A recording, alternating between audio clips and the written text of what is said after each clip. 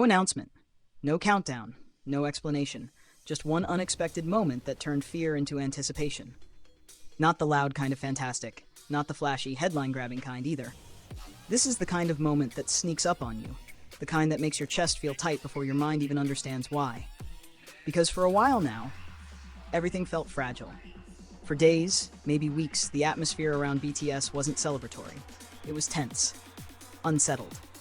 Like standing in a room where the lights are still on, but everyone's holding their breath. Rumors were spreading faster than facts. Screens were filled with theories, screenshots, comparisons, accusations. And behind all of that noise was a much deeper fear. Not about dating, not about scandals, but about something far more painful. The fear of losing them. It started quietly, then snowballed. Dating rumors involving Jungkook and Aespa's Winter ignited endless speculation. Matching tattoos, similar nail designs, overlapping fashion choices. Agencies said nothing. Silence became fuel. Emotions escalated, truck protests appeared, messages were sent, not just to companies, but indirectly to the artists themselves. And then RM spoke, not with rehearsed lines, not with corporate polish, but as a human being who has carried responsibility for more than a decade. He said he couldn't explain everything. He admitted that he had thought tens of thousands of times about whether it might be better to pause or even disband. That word landed hard, because BTS isn't just a group. It's years of memories. It's soundtracking people's lives. It's comfort, growth, survival, joy. So when disbandment was even mentioned, it felt like the ground shifted beneath everyone's feet. Even though RM immediately followed with the truth. That they keep going because of love among the members and love and respect for those who support them, the damage was already done. Fear had slipped in. A few days later, RM apologized. Not because he lied, but because he worried people. He said he was overwhelmed. He said he would stop talking and just do what he's always done.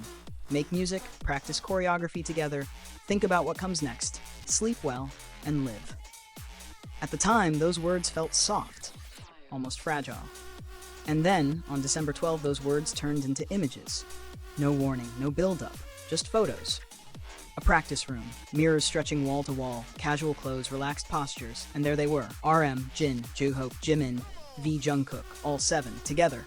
Not separated, not cropped, not implied, together. For longtime fans, that single image carried more weight than any press release ever could.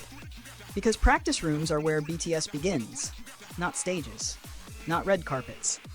Practice rooms are where doubts are worked through, where mistakes happen, where trust is rebuilt over and over again. Seeing them there, post-military service, felt intentional, almost protective, like they were saying without saying it, we're here. Don't imagine endings where there are none. And the timing mattered.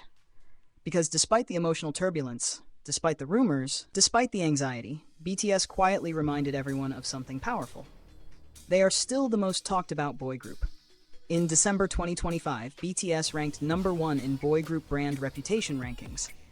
Out of more than 60 million pieces of analyzed data, participation, media presence, communication, community engagement, they remained at the top.